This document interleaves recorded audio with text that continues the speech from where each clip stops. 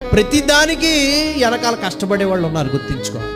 ఓ చొక్కా వేసుకున్నామంటే దీని వెనకాల కష్టపడిన వాళ్ళు ఉన్నారు. మనం ఈవేళ ఏ పనైనా అనుభవిస్తున్నామంటే దాని వెనకాల శ్రమించిన వాళ్ళు ఉన్నారు. కష్టాన్ని కూడా మనం దాని గురించి ఆలోచించాలి ఒకసారి.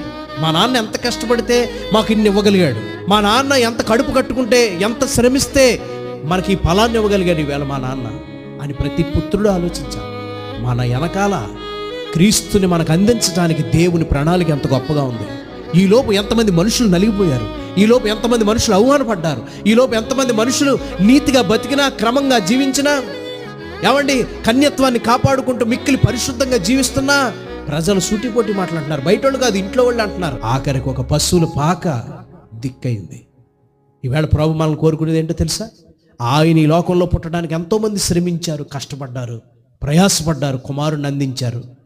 దేవుడు ఈరోజు తన కుమారుణ్ణి నీ హృదయంలో పుట్టాలని ఆయన కోరుకుంటున్నాడు.